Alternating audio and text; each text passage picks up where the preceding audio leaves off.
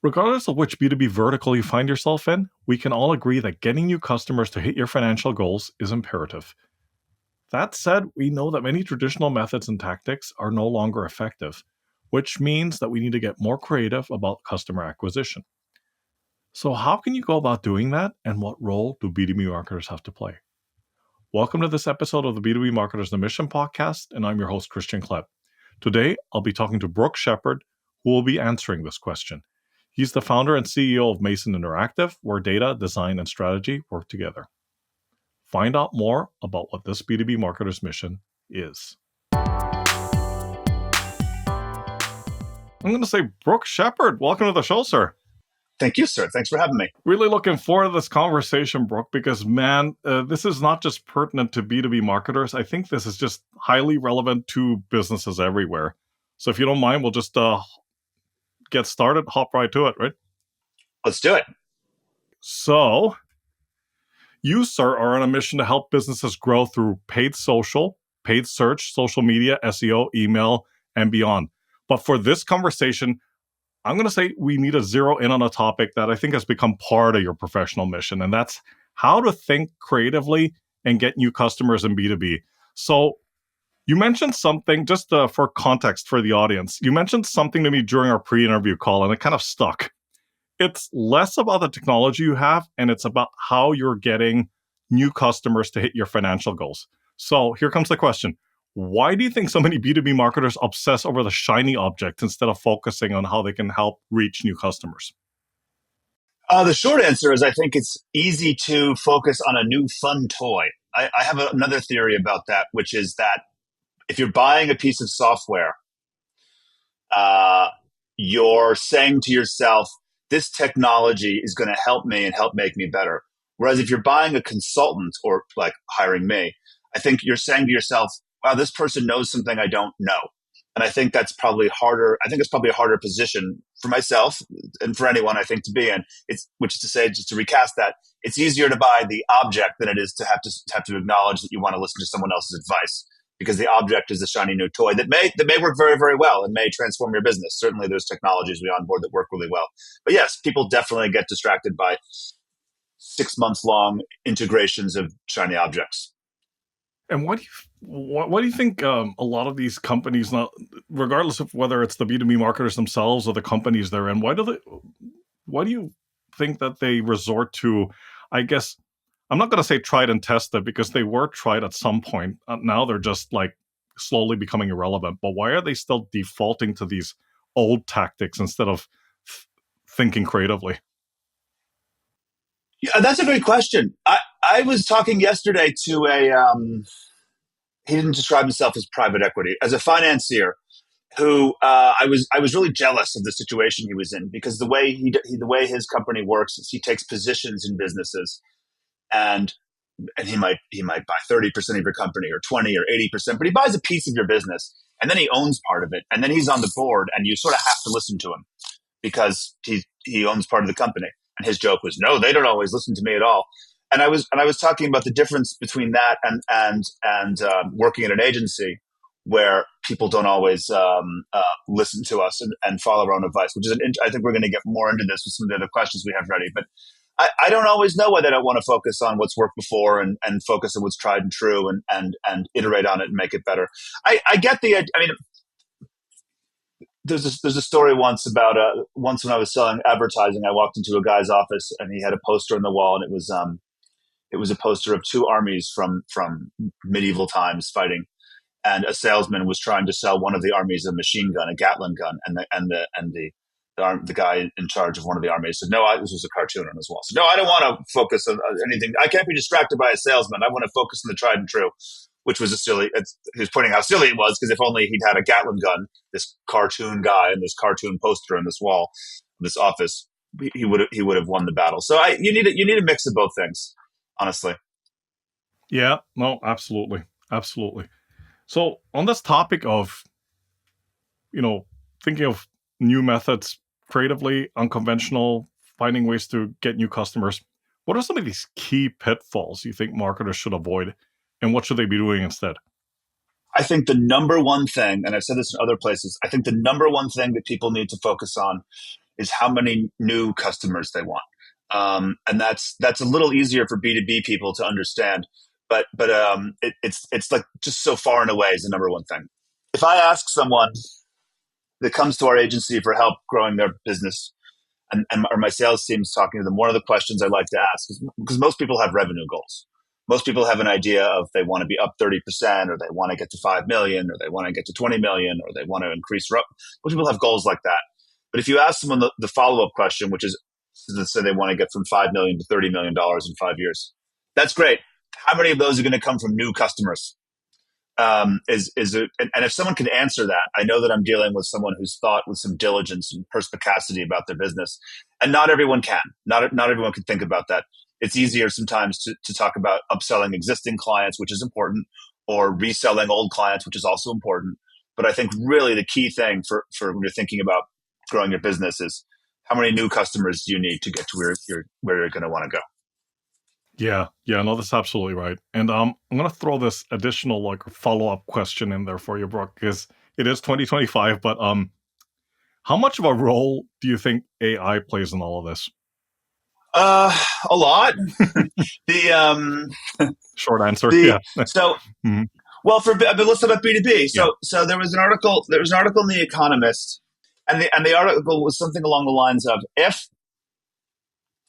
if ChatGPT is an efficiency booster, and if the gross domestic product is a function of how many people there are times how much they're producing on average, why haven't because we're all using ChatGPT, why haven't the adoptions of these technologies increased productivity in the GDP?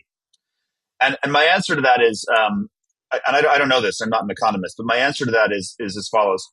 Part of our business-to-business plan, not all of it, it's a slice of our pie, is to do RFPs. And for people who don't know, if you want to work with the government or a big institution, they usually issue requests for proposals, and they're very detailed, and you have to fill them out, and it's time-consuming and it's difficult. We used to do fewer RFP responses with more diligence. Now, so let's say we used to do 10 a year. Now we might do 40 a year using ChatGPT or Claude or whatever else we're using. So you think, oh, we're being a lot more productive. We went from 10 to 40. But the issue is everyone else went from 10 to 40 as well. It's not as though we're the only ones leveraging these tools, and so we have this competitive advantage. It's can everyone use them, and how can you use them? We're recording this. The time we're recording this, ChatGPT 4.0 came out a little while ago. It has a verbal tick that everyone I think is catching on to with an M dash. It's not the journey dash, it's the destination.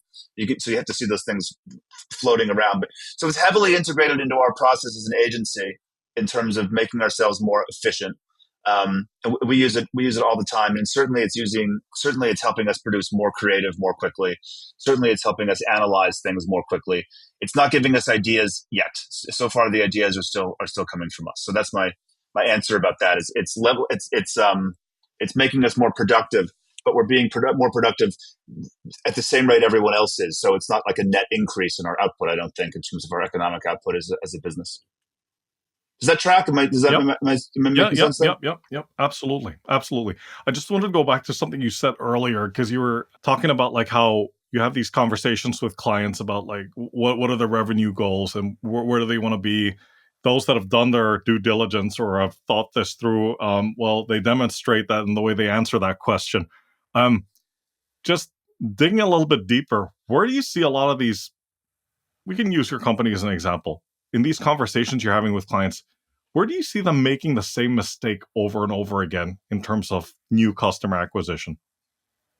Well, not having a new customer goal. I'm going to make up some numbers because I don't want to give my business plan away. But as an illustration, right? I know what our client churn ratio is. I know historically how many of our clients that we have now will leave us by the end of the year. That's a knowable figure. Some years are better, some years are worse. But I have 16 years of data that says that this percentage of our clients are going to leave us. So if I know that going in, I know that to be flat, I need to replace that many customers, right? Let's use round numbers. Let's say I have 100 clients and I know that I'm going to lose 10 of them in a year. That means I need 10 more at my average client value to stay flat. If I want to grow by 30%, I need 40 more, 10 to break even and 30 to get to 30% higher. So if I need 40 customers through the year, I have to figure out where I want to get them from. And then I can have a discussion around trade shows, RFPs, referrals, advertising, and email outreach. I can go through the different pieces of this, but I wouldn't, if I didn't have the first part, which is I need 40 new customers in this hypothetical scenario to grow by 30% year over year. I don't think I could operate the business. I'd be doing things like, should we do a trade show? I don't know. How's the pipeline? Weak? Yes. Strong? No. Right. And having these conversations that are about like, I don't even know what. So it's not about the revenue for me. It's about the number of new customers that you need going in, and where are you going to get them from?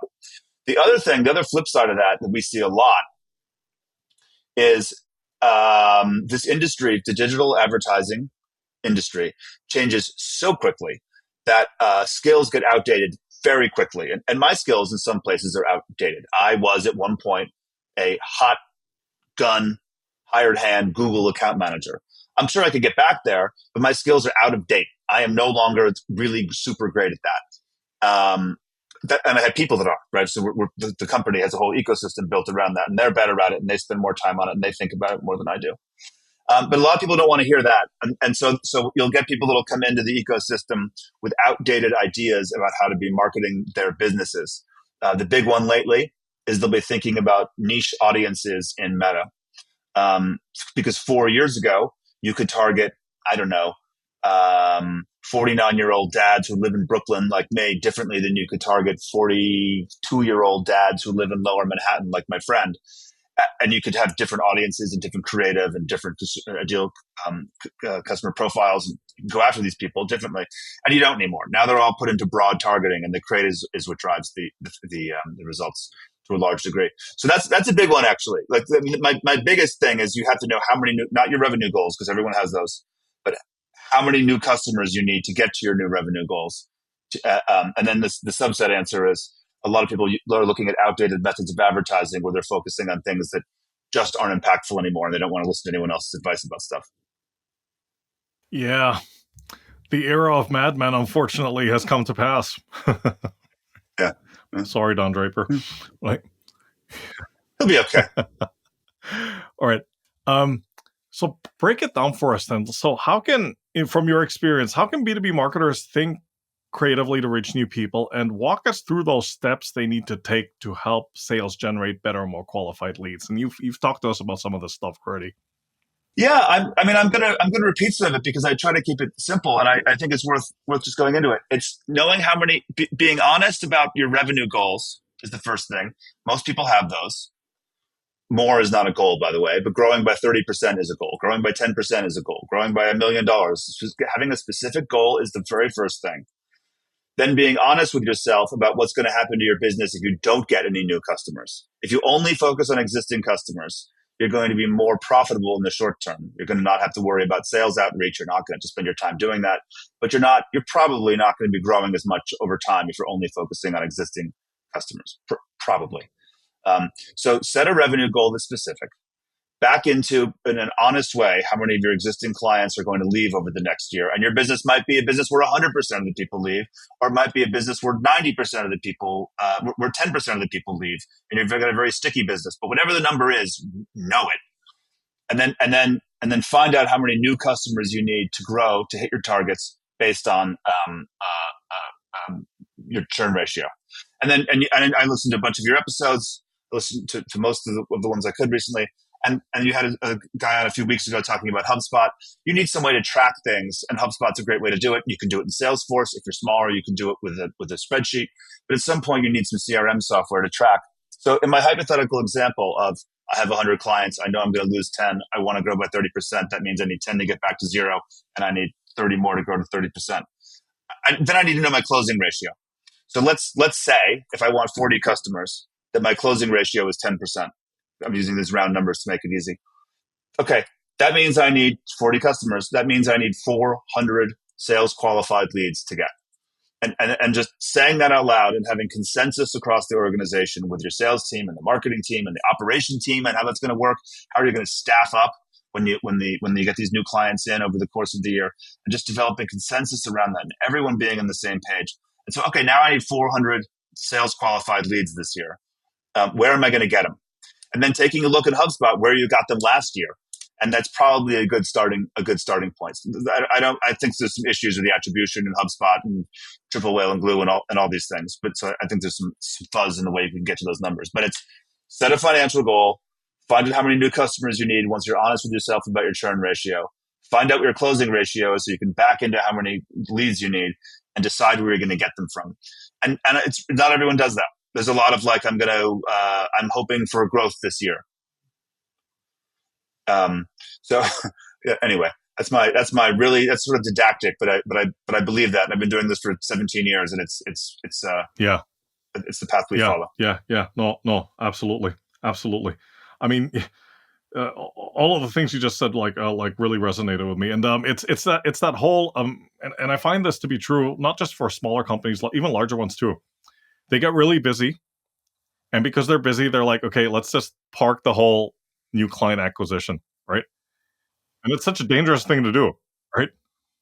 Yeah, we're talking about B2B, but I deal with B2B because I'm in sales for my agency and I need new customers in. But then one of the things the customers that we get in are doing, and I think this is a function of interest rates, and it might not be, but it certainly correlates to interest rates going up, is focusing on efficiency. And what people mean by efficiency generally in digital advertising is selling new products to existing customers as opposed to getting new customers in. And if you don't get new customers in, you're just going to die. You're just going to efficient yourself right out of business. A woman named Erica, who we work with at SC Johnson, talks about it being a death spiral. And I'm not sure I can talk to a client directly and tell them they're in a death spiral, but she can as the investor. And she's right about it. Yeah. Well, that's for sure. Just because we're talking about this topic about like, okay, thinking creatively on getting new clients, can you give us an example, ideally, like maybe from your own company, how you did that?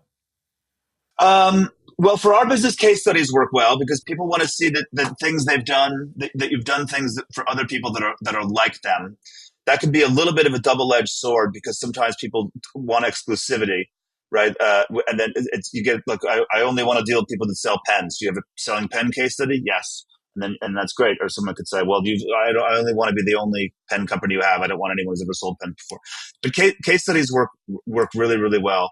In terms of business to business work, it really is the number one thing that I found that works over time is being able to say to someone who's going to hire you for $10,000 a month or $100,000 a month or $500,000 a month or $2,000 a month for the next couple of years, being able to say to them, we've done this before. We've done it several times. Here are the results that we've generated for some other people. I think it's going to work for you too if we follow the same playbook. Let's take some shots here and see how many goals we can score together. That really is the number one thing for me. It comes down to creative. We run meta ads for ourselves, right? And we have all these suppositions about what's going to work in our meta ads. And we have text-based ones, and we're constantly doing tests, text-based versus image-based versus hook-based.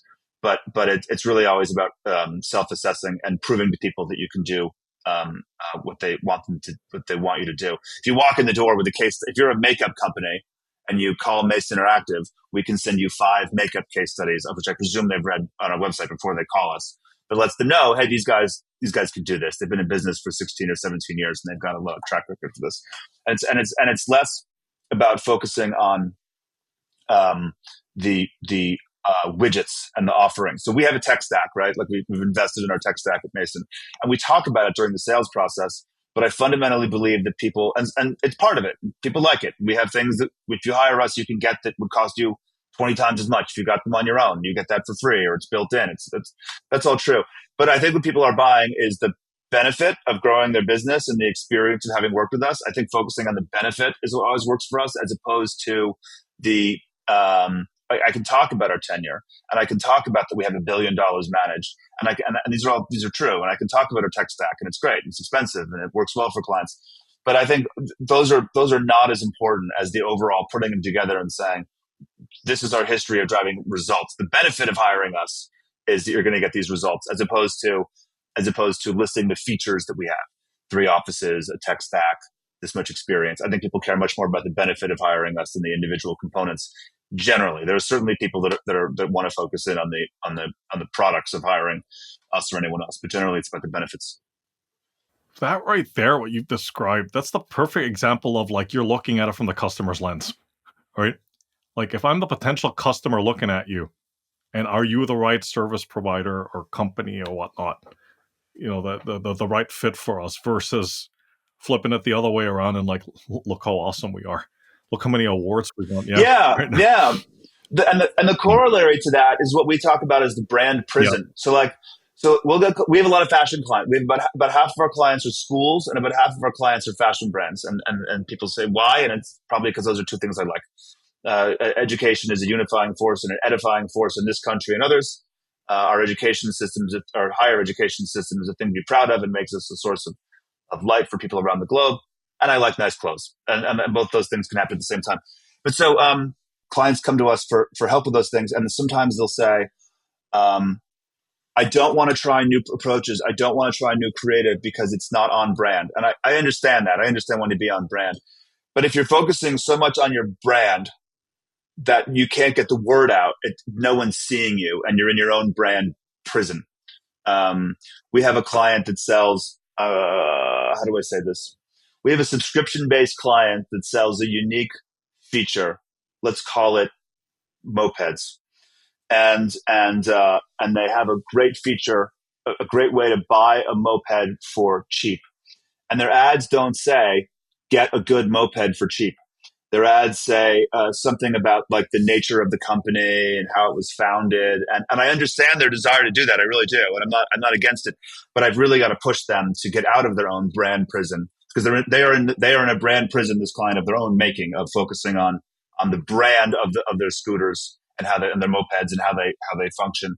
And once I'm convinced that once I get them to break out of their own brand prison and focus instead on the benefit to the consumer, which is great moped, electric for cheap, that they're going to the sales are going to go through the roof. So breaking out of brand prison is a new way we talk about that with people.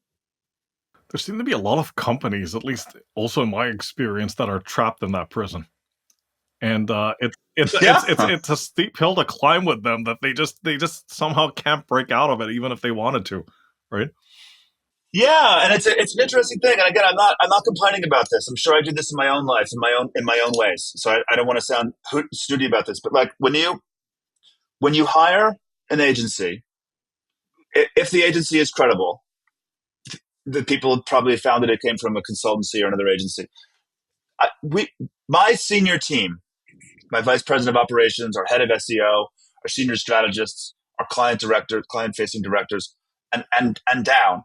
Those people have all seen more budgets and more media plans and more of what works across our client portfolio. We have about 60 clients across our 60 client portfolio with billions of dollars. They have just seen more of these plans and budgets and strategy documents than really any one client has.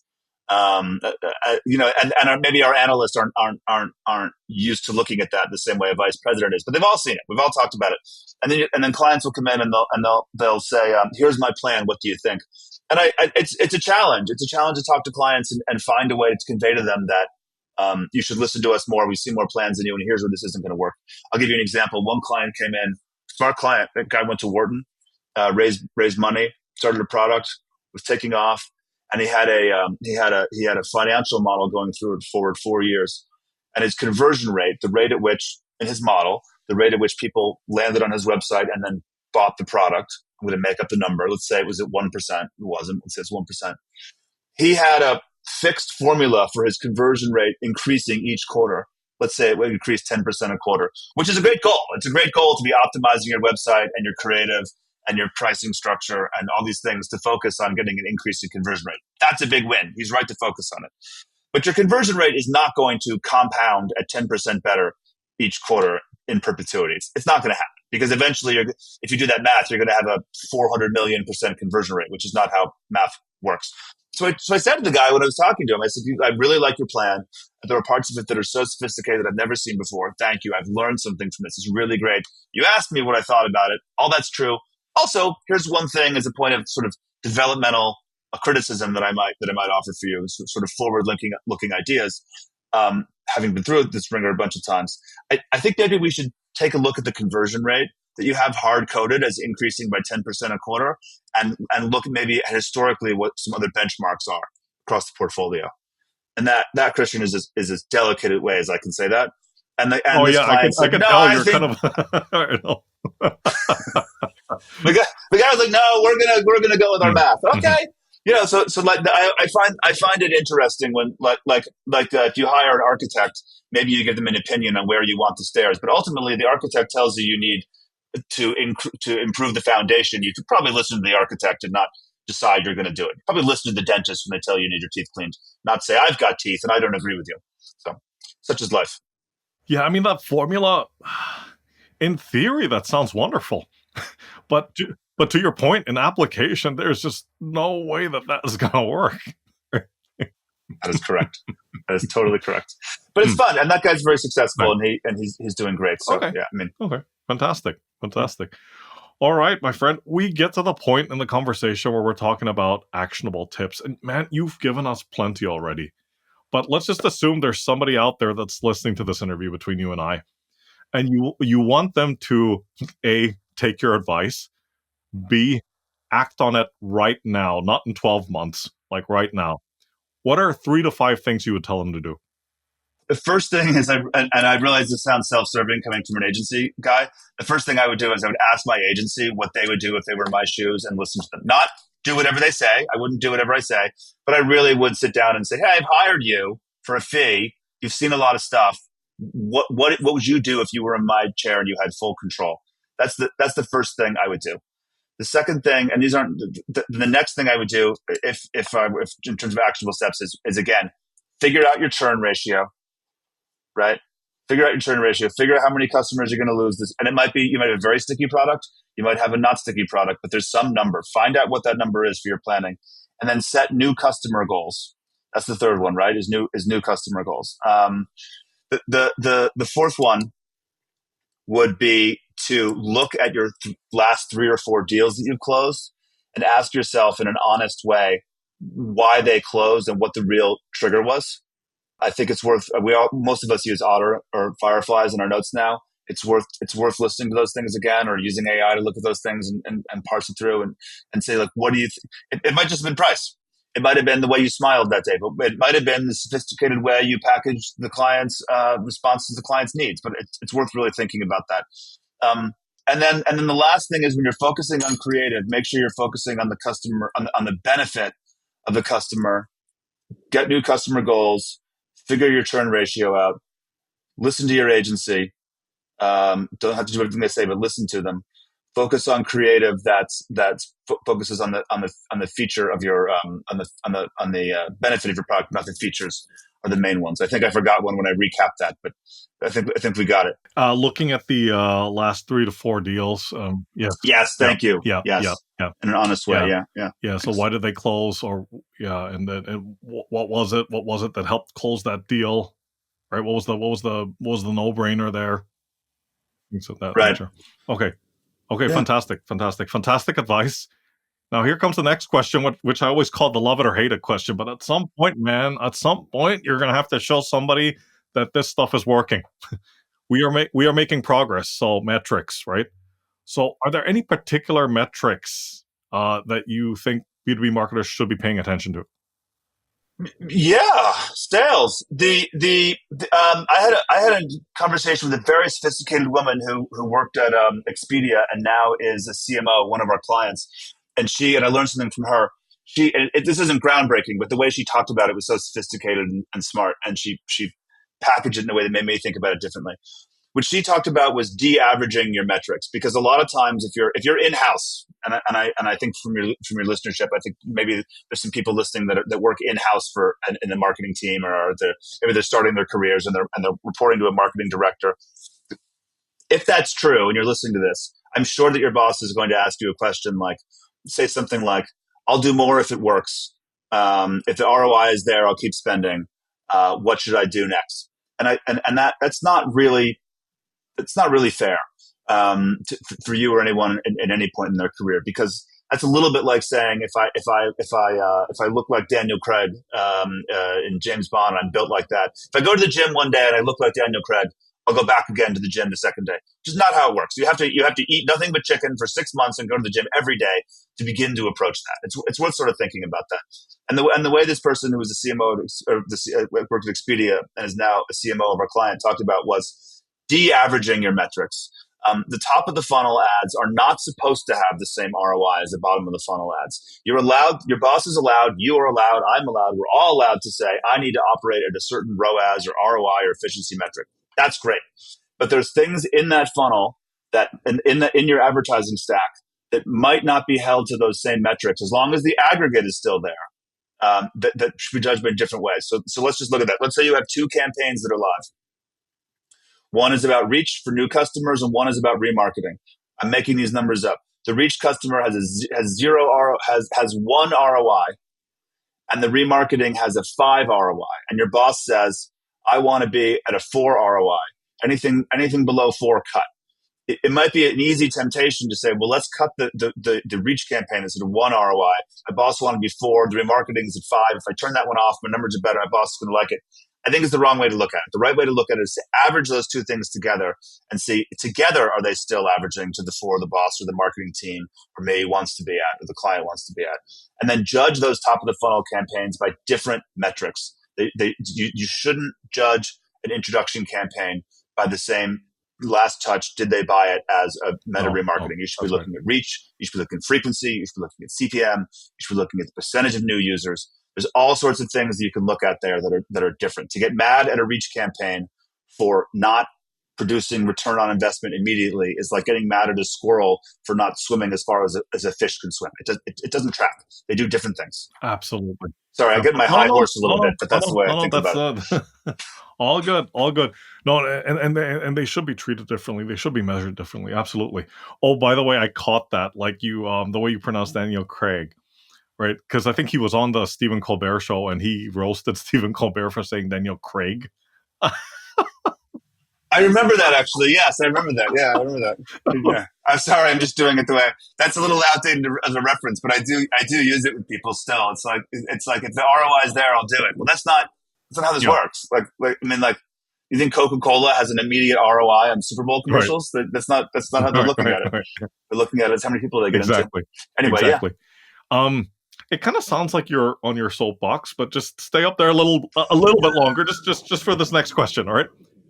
A status quo in your area of expertise that you passionately disagree with, and why? I think the status quo that I disagree with is the over reliance on too few media platforms, and by that I mean most people that come into our ecosystem come in wanting to do. If you're a school client, I mentioned half of our clients are schools, half of them are fashion brands, and that's not exactly correct, but it's about correct. The school clients are going to do more Google. 70 cents of every dollar is going to be in Google on average. The direct-to-consumer brands, the fashion brands that we're selling to on our business-to-business way, those guys are going to do 70 cents of every dollar on Meta, really on Instagram. And that is the status quo. And they walk in and people come in. Meta is a mature industry. People come in with ideas about it, and they have ideas about campaigns and influencers and campaign setup. And there might be great ideas. The status quo I have a problem with there is, when you think about your own media consumption, how much of your own media consumption is Instagram in your life? Like, of all the media you consume, what percentage of it is Instagram? 20%, maybe. Maybe a lot more of it for me is watching TV. Was watching Hulu with my wife with a glass of wine, right? That's hours of time, and maybe Instagram is in the elevator between meetings. Maybe from the power user, it's half an hour in the morning catching up with it, but it's not 80%. And yet the status quo in the industry is, I'm going to spend somewhere between 70 to 80% of my dollars in Instagram and try to hack that and make it work better, which is, I understand it, but I don't love it, because if you think about your own media consumptions, you don't spend 80% of your time on Instagram. No. So why would you spend 80% of your budget on Instagram hoping to get other people? So that's a status quo that I'm not in love with. Yep. Great question. I had to really dig for that one. I appreciate it. That's what it's there for, man. It's getting people to like, I hate to say think out of the box, but just think differently, right? All right. Here comes the bonus question, and I kind of prepped you for this already. All right. Word in the street is that you're kind of handy with a guitar. So the question is, is, if you were given the opportunity to either play a set at a club or go on tour with a guitarist, who would it be and why? Today, what would I do? If this person called you like right after this interview and said, "Hey, Brooke, I've seen your video of you practicing your guitar." What would make me leave my wife and family and job and either do as one set or a small tour? So if the Darkness called out of the UK, if the Darkness called and they needed, I can't play as well as that guy, but if they needed someone to play backup on some of those songs or carry the amps around or restring the guitars, but maybe I could play backup on a few songs, I would absolutely do that. Plus, they don't tour for that long; they tour for a couple of weeks at a time at the most. So I would. That would be awesome if I could do that. Fantastic. Awesome. Brooke, this has been an awesome conversation, man. Thanks for your time and for sharing all these insights with the listeners. So please, quick intro to yourself and how folks out there can get in touch with you. The guitar behind me the whole time in this call. I know. There were some clues. You can find us at masoninteractive.com. Anything you fill out on that website will go to a strategist and also me. You can find me on LinkedIn, Brook Shepard, but our website, masoninteractive.com, is the best way to find us. Thanks so much. Fantastic. Once again, Brooke, thanks for your time. Take care, stay safe, and talk to you soon. Thank you. All right. Bye for now.